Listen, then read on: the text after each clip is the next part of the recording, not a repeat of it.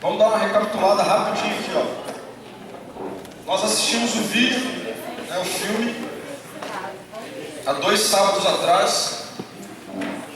Nós assistimos o filme Deus Não Está Morto. Se você ainda não assistiu, está no Netflix. Não precisa nem ir no cinema assistir, está no Netflix, assiste na sua casa. Com certeza também você já encontra ele no YouTube. O vídeo levanta uma temática, que é um desafio que nós vivemos hoje na nossa geração. Talvez você já viveu isso na pele, de ser confrontado em relação à sua fé, confrontado no seu meio acadêmico, de repente, por um professor, por um colega que se diz ateu e queira desconstruir o cristianismo e tudo mais. Talvez você já viveu isso. E o filme, a sinopse do filme é a história de um jovem que entra na faculdade, como calouro, seu primeiro ano, e de cara ele é confrontado por um professor de filosofia que não acredita em Deus, que é ateu e quer não apenas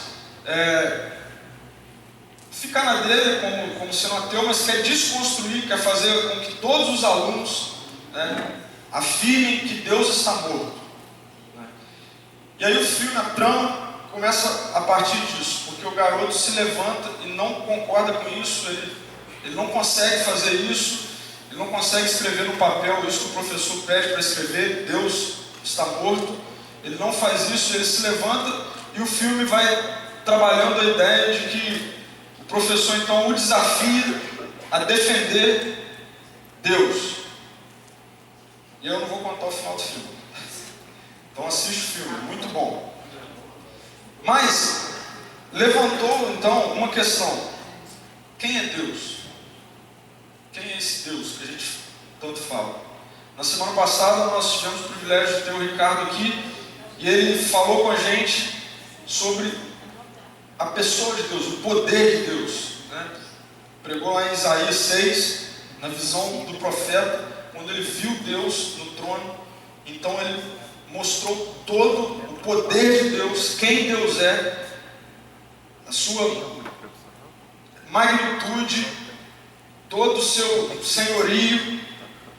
E aí mostrou para nós que esse mesmo Deus, do qual nós não podemos nem olhar para Ele, tamanho é o seu poder, do qual nós não temos acesso a Ele, tamanho é o seu poder, desceu do seu trono e se fez um de nós. Então nós conhecemos todo o poder de Deus, nós conversamos um pouco sobre isso aqui. E tudo que foi falado no sábado passado terminou apontando para a missão de Deus. Por que Deus desceu do seu trono, como sendo Ele o grande, o alto, o santo, santo, santo? Por que Ele desceu do seu trono? Então veio até nós, na figura de Jesus. Então, na semana passada nós terminamos sabendo disso, que apesar do tamanho de Deus, Ele se fez um de nós. Ele desceu e veio até nós, com todas as suas diferenças em relação a nós.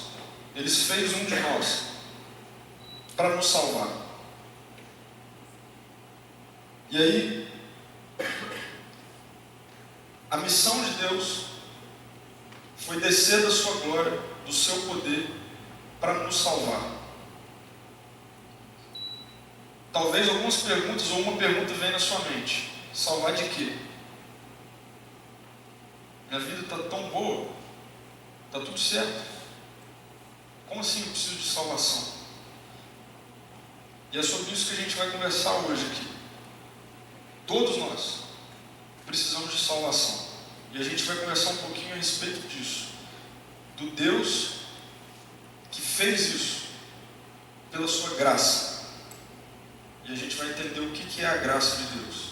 E eu gosto muito de um texto que resume bem, dentro de todas as escrituras, de toda a Bíblia, um texto que resume bem tudo isso que aconteceu, essa ação toda que Deus fez para nos salvar, que até agora a gente não sabe de quê. Ok? O texto se encontra lá em Efésios capítulo 2, os versículos de 1 a 10. Eu vou ler o texto na versão A Mensagem.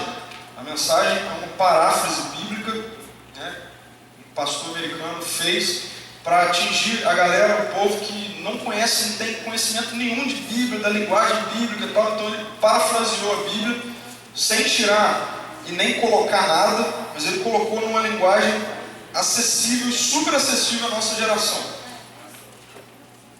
Então eu queria ler na mensagem hoje. Talvez, se você não tiver, pode acompanhar na sua versão. Eu estou projetando aqui, como o texto é um pouquinho grande, talvez esteja pequeno para você ler. Mas acompanhe comigo. Efésios 2, de 1 a 10, diz assim, atenção, olha só, se você quiser até fechar seu olho para meditar nisso que eu vou ler, talvez seja interessante você fazer isso. Entenda a história. Não faz muito tempo, vocês estavam atolados naquela velha vida podre de pecado.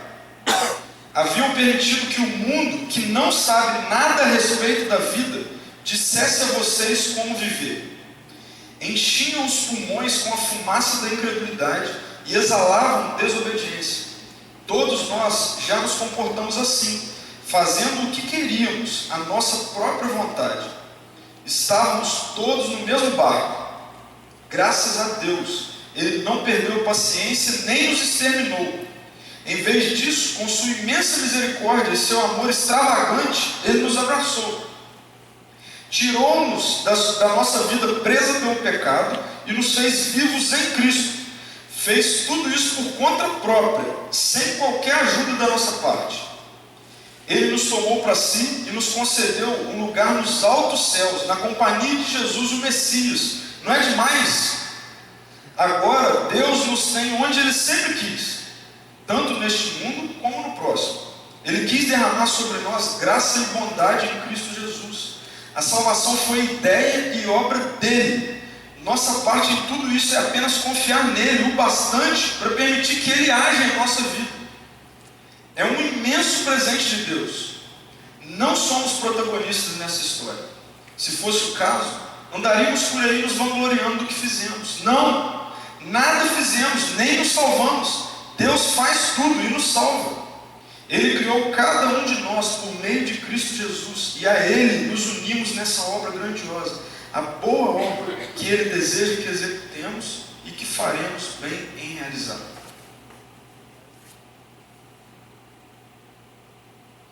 Senhor, fala com a gente, Pai.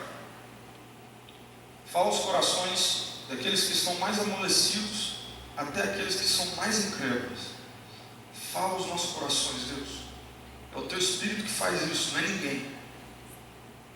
Jesus, vem com o Teu Espírito nesse lugar e fala com a gente, Deus. Se revele para nós, Deus. Mostra para a gente quem o Senhor é e quem nós somos. Em nome de Jesus. Amém.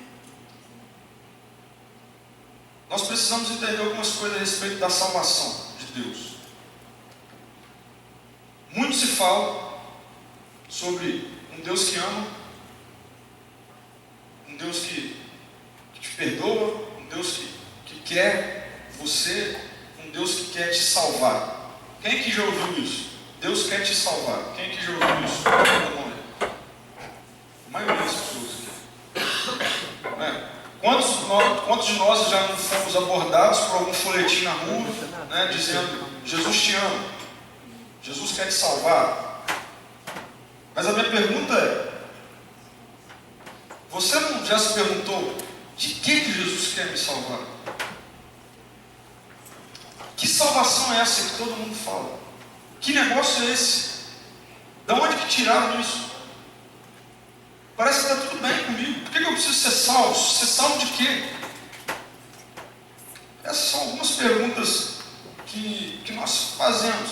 E eu queria conversar um pouquinho com vocês hoje a respeito de 4 perguntas que têm ligação direta com isso. Então nós vamos fazer 4 perguntas, talvez 4 perguntas que você já fez, ou que talvez você faria hoje à noite aqui, se eu começasse a explicar esse texto. Então, antes que você se faça essa pergunta, eu já vou fazer essa pergunta e a gente vai construir respostas para ela juntos. 4 perguntinhas, se você quiser anotar. 4 perguntas que você precisa fazer e você vai obter respostas para elas. E a primeira pergunta que eu quero fazer hoje, nessa noite aqui, que talvez você já fez, eu já fiz, somos salvos de quê? Que negócio é esse de salvação? Que negócio é esse que as igrejas falam, que os crentes falam, os católicos falam, que a gente precisa ser salvo de quê? Vamos lá, vamos começar a destrinchar um pouquinho o texto. O texto que nós lemos diz assim: não faz muito tempo vocês estavam atolados naquela vida podre de pecado. Haviam permitido que o mundo que não sabe nada a respeito da vida dissesse a vocês como viver. Enchiam os pulmões com a fumaça da incredulidade e exalavam desobediência. Todos nós já nos comportamos assim, fazendo o que queríamos, a nossa própria vontade. Estávamos todos no mesmo barco. Nós precisamos entender, para entender que negócio é esse de salvação, é que a vida que eu e você levamos e vivemos hoje, cheias de problema, cheias de momentos ruins, de tristeza, de lágrimas, de preocupações, de depressão, de dor, de doença, não era para ser assim. Quem aqui está passando por algum momento ruim? Está passando por algum momento ruim? Eu vou levantar minha mão aqui, porque eu estou. Quem aqui já passou por algum momento ruim? Levanta a mão aí. Quem aqui nunca passou por nenhum momento ruim? Então, é unânime que todos nós já passamos ou estamos passando por momentos ruins, ok? Estamos de acordo aqui, todo mundo nisso. Você sabia que não era para ser assim? Você sabia que você não foi feito para passar por momentos ruins? Você sabia que quando você foi pensado e criado, não é pelos seus pais não, por Deus, Deus não planejou que você tivesse dias ruins, momentos ruins, problemas que talvez você esteja passando ou que você passou. No início da Bíblia, mais especificamente em Gênesis capítulo 1 e capítulo 2, nós recebemos a notícia de que Deus criou o mundo. Daqui a pouco você pode até falar assim: isso diz respeito a mim, porque eu não acredito que o mundo foi criado desse jeito. Ok, daqui a pouco a gente vai falar sobre isso. Mas o mundo foi criado desse jeito. Então, Gênesis 1 e 2 nos mostra a criação. Nos apresenta a criação. E dentro da criação, no relato, na narrativa que apresenta Deus criando o mundo, nós lemos lá que no meio disso Deus criou o homem. Entenda homem como humanidade, não gênero. O homem, humano, o ser humano. E a única coisa que nós lemos lá, que foi feita a imagem e a semelhança de Deus, ou seja, parecido com Deus, igual a Deus, foi o homem. E aí talvez agora você pense assim: pô, que Deus todo errado é esse? Por quê? Porque você compara a sua vida hoje. Mas quando você foi feito, pensado, quando Deus criou a humanidade, Deus criou a humanidade boa e perfeita como Ele, sem erro, sem nada de ruim. A criação era perfeita. Eu já imaginei assim, uma criação perfeita. Talvez você já tenha pensado isso: pô, como seria se tudo fosse perfeito e tal. Não, pode tentar pensar, mas nunca vamos conseguir imaginar isso, ok? Mas Deus nos criou de forma perfeita, de forma boa, totalmente perfeitos, totalmente bons.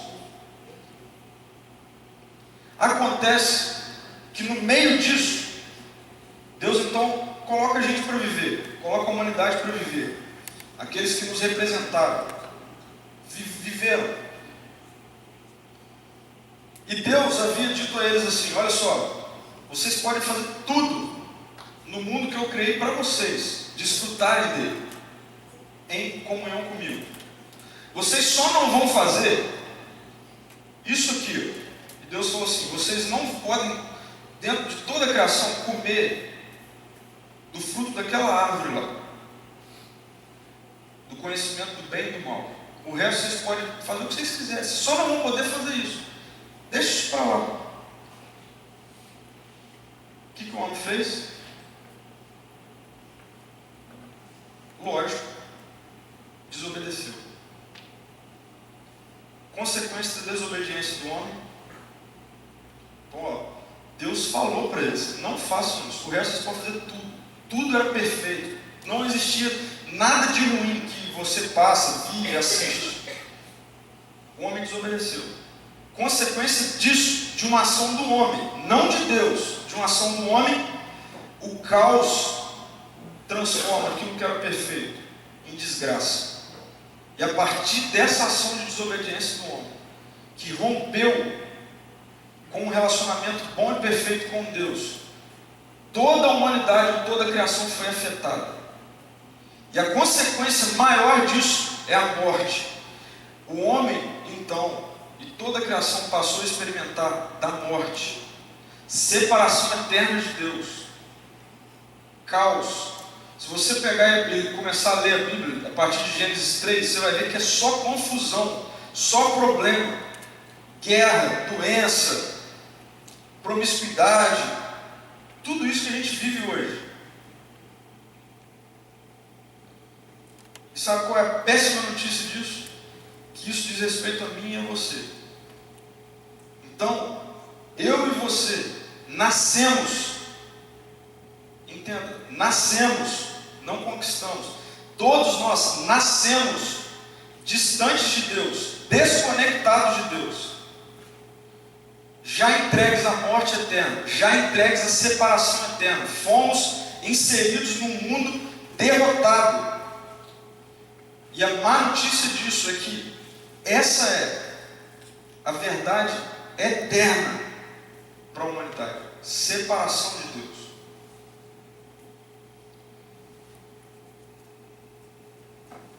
Agora talvez você entenda: eu preciso me salvar disso, eu preciso ser salvo disso, de morte eterna, de desgraça eterna. Como é que eu posso viver eternamente uma vida onde eu vivo inseguro, onde os problemas vêm, onde doenças vêm? A gente olha para a televisão e a gente vê, né, tudo aumentando, tudo parecendo mais doenças, mais problemas, mais guerras, e a tendência é que seja assim mesmo, que cada vez mais aumente. Eu consigo olhar para isso e dizer: caramba, eu preciso ser salvo disso, eu preciso me salvar disso. Então, quando nós escutamos, ouvimos alguém dizer: olha, você precisa ser salvo, então agora você consegue responder essa pergunta: salvo de quê? Você precisa ser salvo da morte eterna, separação eterna de Deus, que a Bíblia chama de inferno, um lugar onde não existe a presença de Deus, onde a Bíblia descreve como sendo algo que nós nunca vivenciamos. Tem pessoas que dizem: o inferno é aqui. Não, o inferno não é aqui. Nós não sabemos o que é isso, porque nós temos da presença de Deus aqui. No inferno não haverá. A Bíblia, em alguns dos relatos sobre o inferno, diz: lá haverá choro e ranger de dentes. Você já ouviu alguém ranger de dentes? Constantemente e eternamente. Eu preciso ser salvo desse lugar. Eu preciso ser salvo desse lugar. E Paulo diz nesse texto: todos nós estamos atolados nessa vida do pecado. Pecado é um ato de rebelião do homem em não permitir, em não se deixar ser governado por Deus. Isso é pecado. Pecado é uma ação do homem em desobediência a uma ordem de Deus, e que gerou a separação eterna de Deus e que nos destinou ao inferno, à condenação. Todos nós. Péssima notícia. Péssima notícia. Talvez você esteja fazendo uma segunda pergunta. O que nós precisamos conseguir? O que nós precisamos fazer para conseguir esse negócio então de salvação? De sair fora desse negócio. Sai fora, irmão. Eu quero correr desse troço ali. Tá louco? Viver eternamente pegando fogo, queimando. Imagina. É assim mesmo. A Bíblia relata como sendo assim. Viver o tempo todo num lugar terrível, eternamente, aonde as pessoas vão pedir para morrer, fechar os olhos e não viver mais, e não vai ter como. O que eu preciso fazer para me salvar? O que vai dizer que você não está fazendo essa pergunta aí?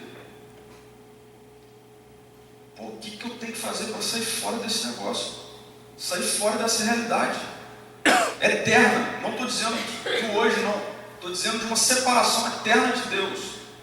O que nós precisamos? A resposta é: nós precisamos viver uma vida perfeita. Nós precisamos viver uma vida perfeita. ênfase no perfeita obediência a Deus. E Deus proporcionou a nós o que Ele entende como perfeito. Em Êxodo, nós encontramos uma história real de Deus entregando 10 mandamentos para o povo. Os 10 mandamentos são: vocês querem se salvar? Então faça tudo isso que está escrito aqui. Não matarás, não roubarás, não farás outros deuses além de mim, honra teu pai e tua mãe, e por aí vai. Deus, mas eu posso dar uma escorregada de vez em quando? Não, é 100%. Tem que viver tudo isso perfeitamente, o tempo todo. E aí você vai se salvar.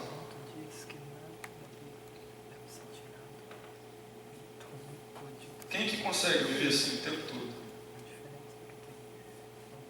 Quem que consegue viver 100%? A partir de agora, se Deus entregar 10 maneiras que você precisa viver, quem que se garante? Falar assim: pô, demorou isso que eu preciso fazer para me salvar? Manda aqui então, vou matar no peito e é nóis. Quem se garante? Meu irmão, estou fora, eu não me garanto. Continua péssima notícia. Por quê? Porque a saída é essa. Deus fala assim: tá aí, vocês querem se salvar? Então viva dessa forma aí.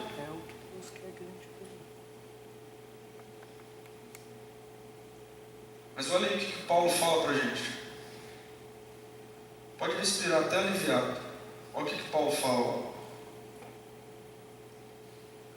Tirou-nos da nossa vida, preso pelo pecado, e nos fez vivos em Cristo. Fez tudo isso por conta própria, sem qualquer ajuda da nossa parte. Sabe o que aconteceu? Deus olhou para a terra e as Escrituras dizem que Ele não conseguiu ver nenhum justo. Ninguém. Todos pecaram. Todos se rebelaram contra o governo de Deus. Todos estão metidos nessa bagunça. E aí Deus então toma uma decisão. Eu vou viver uma vida perfeita no meio deles e como eles. E Ele faz isso em Jesus. Jesus foi homem como eu e você. Sentiu dor, fome, sede, dormiu, levantou. Viveu como nós. Só que com uma diferença. Jesus viveu totalmente os 10 mandamentos. Totalmente. Cumpriu tudo que estava escrito. Plenamente, de forma perfeita. E aí, a melhor notícia disso é que chegou uma hora que ele falou assim: pô, não tem como, essa galera aí não vai conseguir.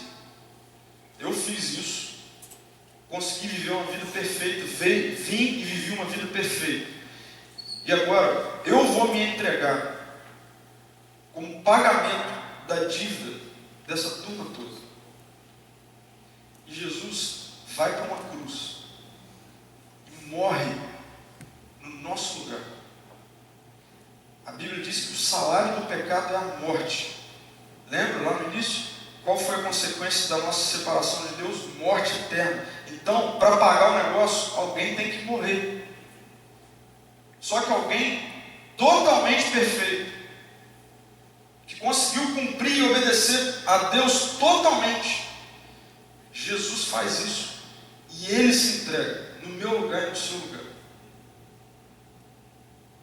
Ele se entrega no meu lugar e no seu lugar. Então, sabe o que nós precisamos fazer para conseguir a salvação? Nada. Porque o que deveria ter sido feito foi feito. No meu lugar e no seu lugar. Pô, que boa notícia. Porque realmente eu não ia conseguir fazer essa parada aí, não. Eu não consigo. O tempo todo eu estou caindo, errando. O tempo todo eu piso na bola. Eu sei o que eu tenho que fazer de certo, mas o tempo todo a minha humanidade, minha natureza me leva a fazer o que está tudo errado. Eu falo mal dos outros, eu quero mal pro meu brother lá e respondo minha mãe, grito com ela e colo na prova. Pois é, alguém fez isso por você, no seu lugar, Jesus. E Ele fez tudo isso por conta própria, sem qualquer ajuda da nossa parte. Eu queria passar um videozinho, presta atenção nesse vídeo, que ilustra bem isso que eu estou falando para vocês. Tá pronto aí? Presta atenção nesse vídeo.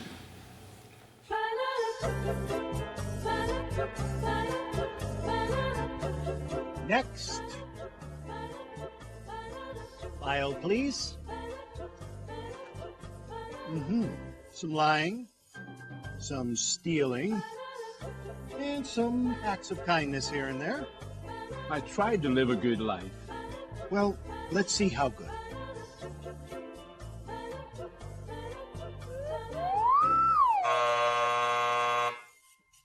This way.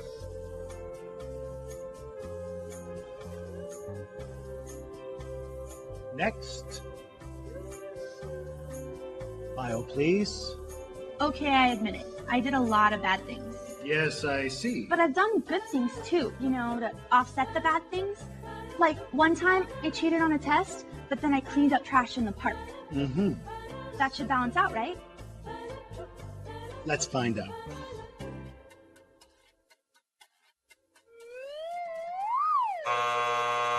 This way. That should have balanced out, right? It should have balanced out. Next. File, please. Impressive. Oh yeah, I devoted my entire life to make this world a better place. I dug wells in Africa, I donated blood every month, and I ran an orphanage in India. I mean, I just wish I could have done more. And is this your subscription? I only read the articles.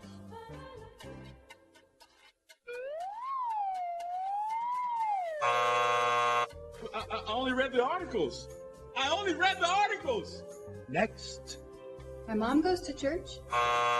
Was baptized as a baby? Take American Express, right? Next. File, please. Whoa. Somebody's been busy. Well, let's get this over with. Sorry, I didn't know he was with you. Okay, step on the scale. Not you. Him.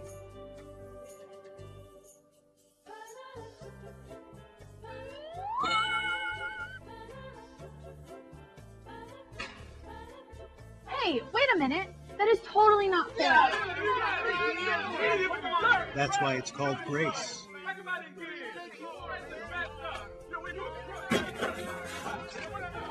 Next.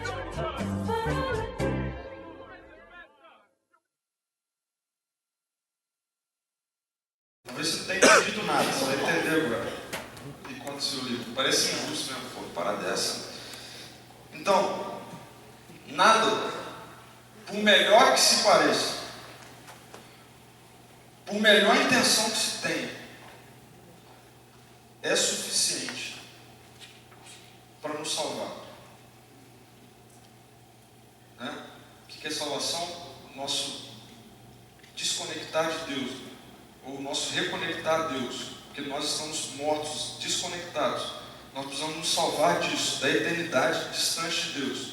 Só que nada que nós fazemos de bom, por maior que seja, é suficiente para nos salvar. E aí Jesus fez isso no nosso lugar. E quando a nossa ficha, ou o nosso arquivo, com coisas boas, mas também cheio de coisas ruins, é entregue, e a gente tem que subir na balança, para então medir a nossa bondade, para ver se eu sou bom o suficiente para ir para o céu, para estar com Deus eternamente, ou para ser condenado eternamente. Existe uma forma de não ser eu, de não ser você, a subir na balança. Quando nós entregamos o nosso arquivo cheio de negatividade, existe alguém que pode substituir e colocar a vida dele no nosso lugar. Jesus fez isso por nós. E aí tem uma terceira pergunta. Por que Deus fez isso por nós? O vídeo termina dizendo: isso é graça. Deus fez isso por nós, porque Ele é graça. O que é graça? Talvez você se pergunte, parece assim, o que é graça? A parada parece meio injusta. Graça é, de uma forma bem resumida e simples, um favor imerecido. A graça de Deus foi um movimento que Deus fez para nos resgatar, uma inclinação que Ele fez para nos reconectar a Ele. E Ele fez isso em Jesus. Ele fez por atitude dEle, por tomada de decisão dEle, sem a gente merecer e sem a gente procurar isso. Deus fez isso porque Ele quis. E Paulo fala assim no texto que nós lemos: não somos protagonistas nessa história. Não, nada fizemos, nem nos salvamos. Deus fez tudo e nos salva. Pela graça, vocês são salvos. Deus fez isso. E a gente nunca vai entender. Porque nós tomamos a decisão de governar a nossa vida, de querer ser independente da vontade dele sobre a nossa vida. Mas mesmo assim, Ele olhou para isso. E Ele quis novamente. Ele quis se movimentar em nossa direção e nos trazer de volta para Ele. E Ele fez isso em Jesus. Em Jesus. A nossa salvação, ela é conquistada quando nós, em Jesus, conseguimos então substituir a nossa vida pela vida dele. E aí eu queria fechar com uma última pergunta, importantíssima. A graça atinge toda a humanidade? A graça atinge toda a humanidade?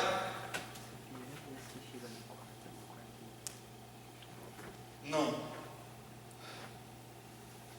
Não atinge toda a humanidade. Mas atenção, a graça está acessível a toda a humanidade. Ela não atinge toda a humanidade, mas ela está acessível a toda a humanidade.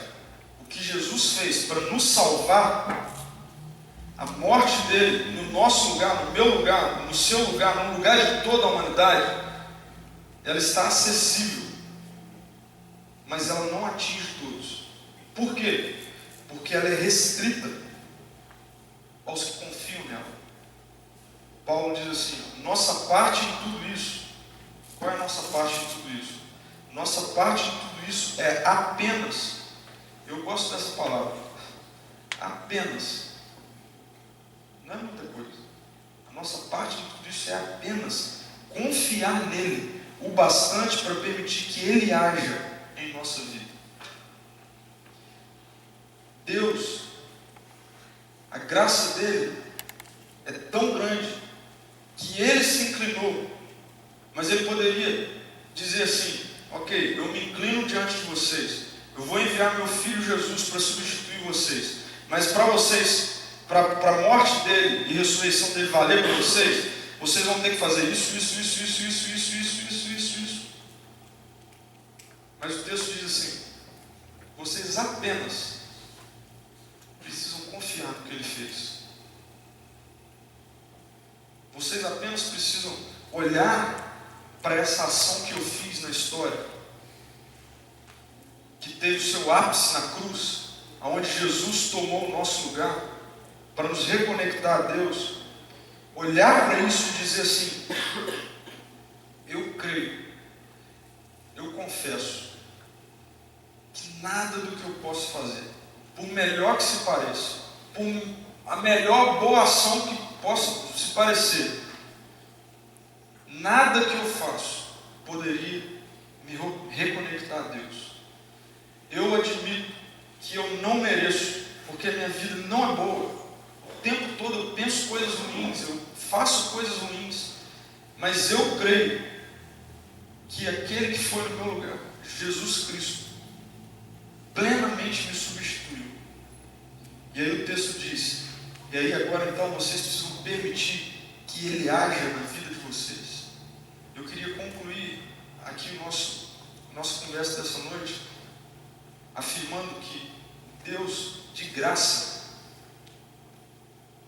nos atinge com a vida de Jesus, porque Jesus não ficou morto, para nos ensinar a viver. Enquanto a gente vive aqui, agora, a nossa vida ainda vai ser de altos e baixos. Acontece que a nossa pastinha não está sendo acumulada, e quando eu chegar então diante do Pai, no dia do julgamento final de todas as coisas, parênteses, isso vai existir, tá bom?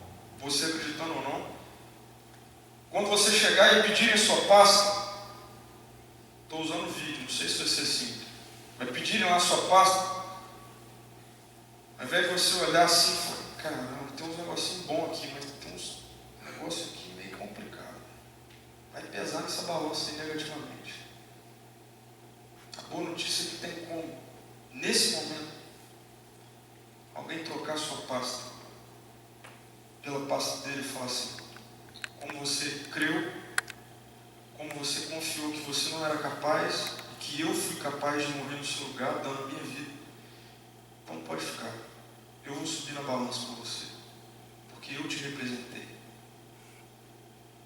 Por você ter crido nisso, por você ter aceitado esse movimento de graça que nós fizemos por você, então agora eu vou te substituir. Agora, nesse dia, não haverá graça. No dia em que cada um de nós vamos estar diante da balança, não tem mais graça.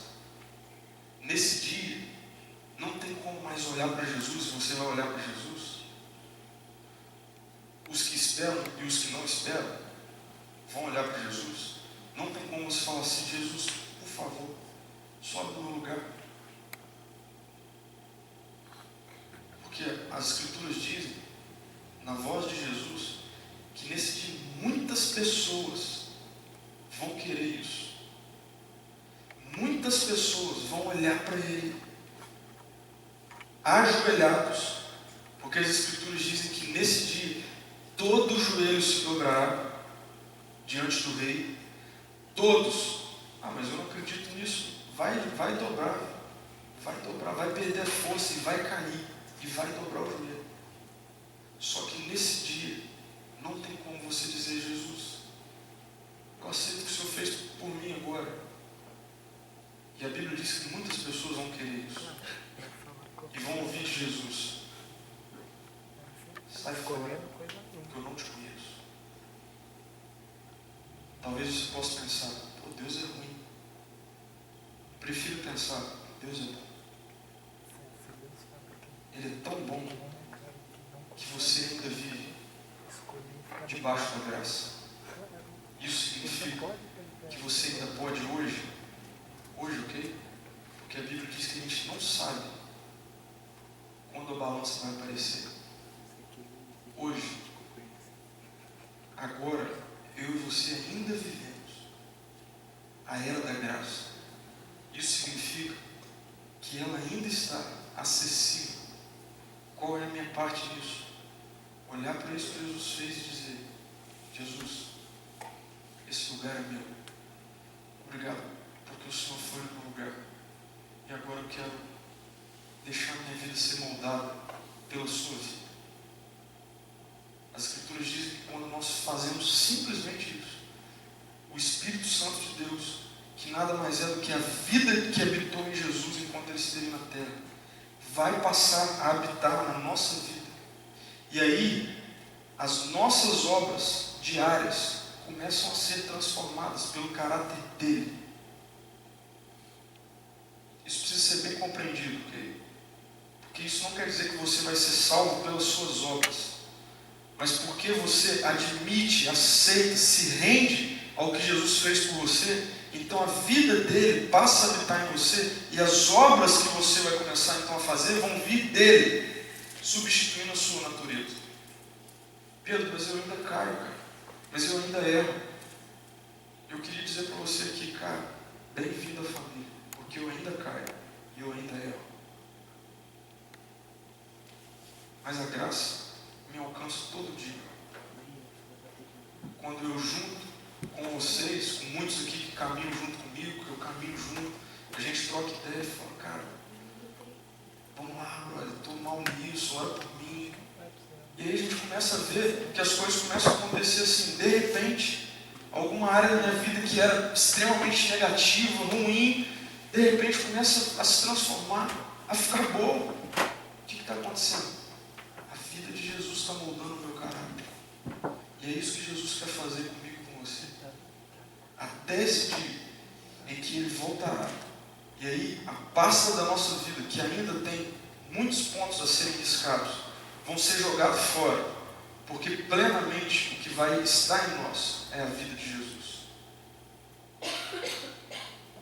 Eu queria terminar dizendo, a graça ainda está acessível. Vamos orar?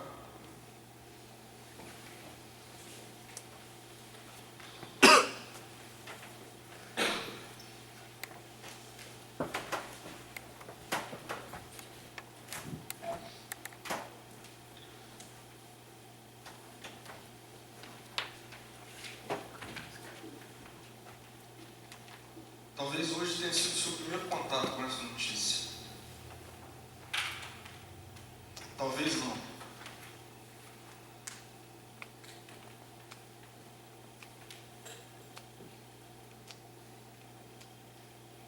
Não é sensacionalismo dizer que eu não sei se esse vai ser o último contato seu com essa notícia. Porque a Bíblia não me deixa outra possibilidade a não ser dizer, nós não sabemos quando será o nosso último contato com essa notícia.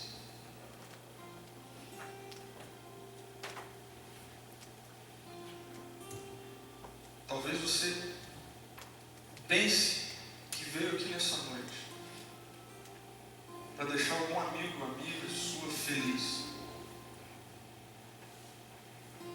Mas eu quero afirmar categoricamente para você. Deus te trouxe aqui. Você acreditando ou não nele, Ele te trouxe aqui. Você poderia estar em qualquer lugar.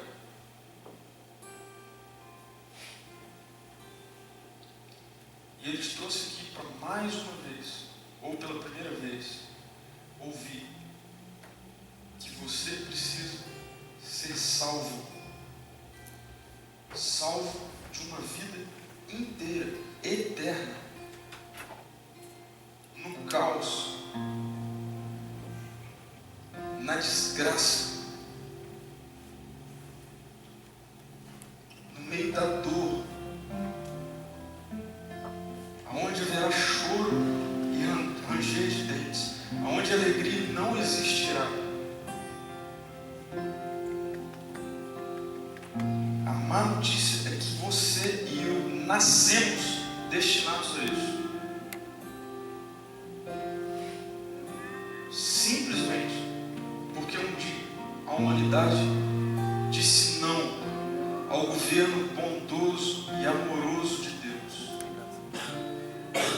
que nos criou para vivermos uma vida perfeita, plena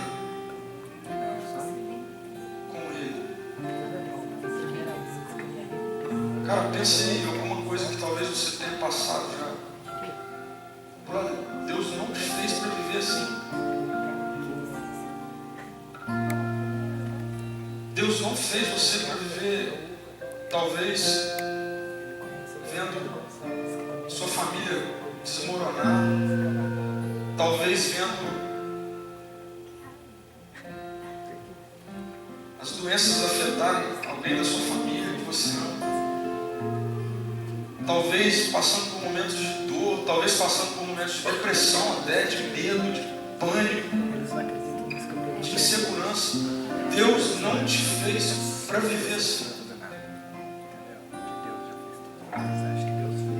Deus fez você pessoalmente, planejou você pessoalmente, para você desfrutar de uma vida boa e perfeita com Ele, eternamente.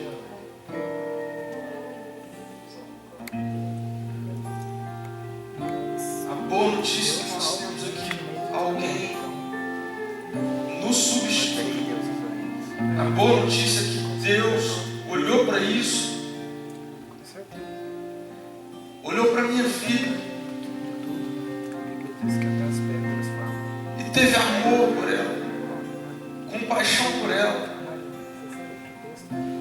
e enviou seu filho,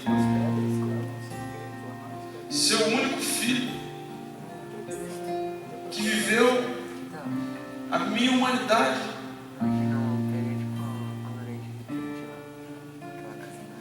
E um dia sobre ele foi a maior de todas as injustiças, porque ele morreu no meu lugar.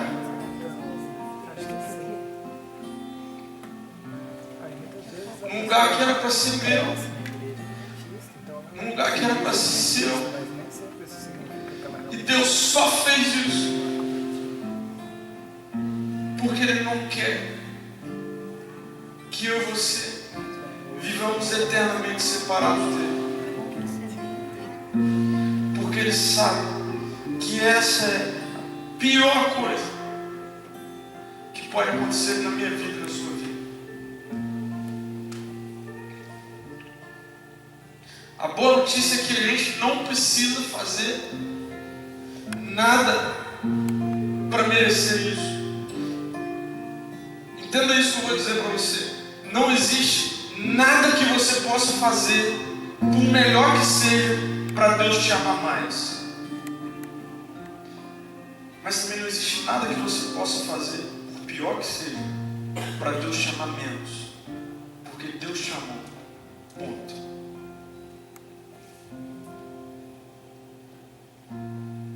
Em Jesus, Deus me amou. Deus te amou. Ponto. Ah, mas eu só vacilo. Ah, mas eu vivo fazendo o que eu sei que está errado. Nada do que você faça vai fazer Deus te amar menos. Nada do que você faça vai fazer Deus te amar mais. Deus é gracioso e te amou quando eu e você nunca merecemos. Jesus veio e Ele já nos representou na cruz. O nosso pecado estava sobre Ele e sobre as suas pisaduras. Eu e você fomos sarados. O castigo que era meu e seu Deus traz a paz, está sobre ele, sobre Jesus. Qual é a nossa parte disso? O que eu tenho que fazer? Olhar para isso que Jesus fez. E enquanto existe graça, dizer: Jesus, esse lugar é meu. Eu consigo olhar para a minha vida e ver que tem coisas muito erradas. Eu consigo olhar para a minha vida e ver que eu preciso de salvação. Que eu preciso deixar de viver essa realidade dura e cruel de condenação eterna. E Deus, eu quero isso que Jesus fez por mim. Eu reconheço que esse lugar é meu. Eu reconheço que era para eu estar ali. E eu quero viver a vida de Jesus em mim. A boa notícia é que o Evangelho, diferentemente de religiões, não diz para mim e para você: olha, você precisa fazer isso, fazer aquilo, fazer isso, fazer aquilo, para purificar a sua alma, para que um dia, quem sabe, a sua alma esteja totalmente purificada. O Evangelho não significa e não quer dizer que você precisa ficar o tempo todo precisando de alguém para intermediar o seu pecado até Deus, e você vive o tempo todo nesse alto flagelo de que, meu Deus, sou em pecado, se eu morrer eu vou para o inferno. O Evangelho diz: alguém morreu no seu lugar para que você viva eternamente com Deus. Jesus, você veio aqui porque Deus quis dizer para você nessa noite: eu sou gracioso. Quando você não merecia, eu morri no seu lugar. E só o que você tem que fazer, apenas o que você tem que fazer, é reconhecer e deixar Jesus viver na sua vida.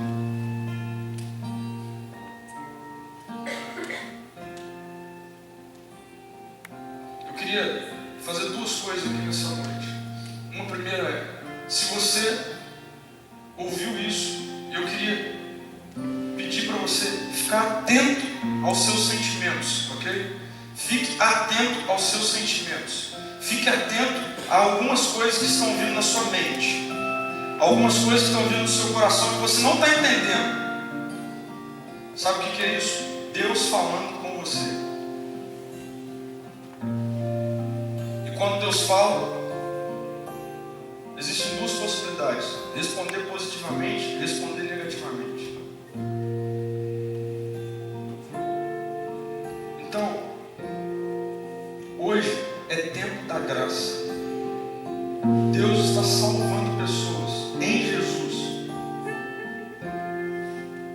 E se você consegue olhar para isso, não estou falando de tempo de igreja, ok? Talvez você nasceu na igreja, ou talvez você esteja ouvindo isso pela primeira vez. Talvez ambos estão ouvindo e sentindo a mesma coisa. Caramba, Deus está falando isso, é para mim, é comigo. Se é com você que Deus está falando: olha, deixa eu pegar a sua pasta toda bagunçada, substituir pela pasta do meu filho Jesus, que morreu no seu lugar. Isso vai fazer com que você tenha salvação eterna ao invés de condenação eterna. Se é com você que, se você percebe que isso é para você, que você precisa disso,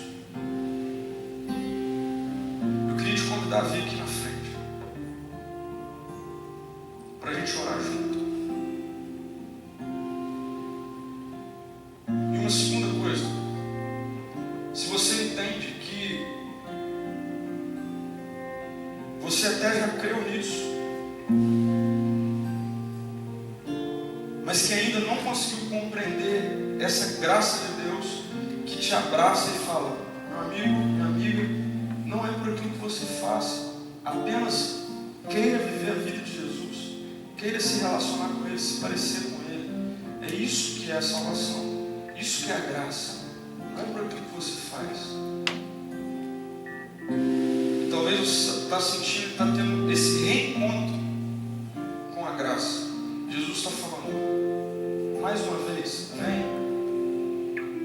mais uma vez, e deixa eu viver em você. Eu queria também te convidar a vir aqui na frente. E eu vou ser o primeiro a fazer isso porque eu preciso reconhecer mais a graça de Deus na minha vida.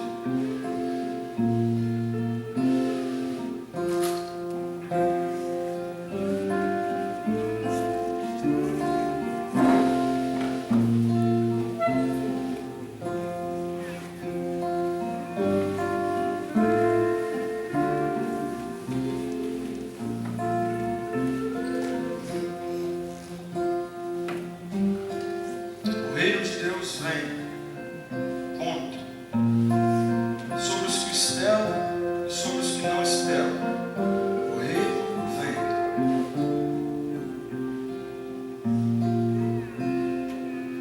E o reino vem um dia onde não haverá mais graça.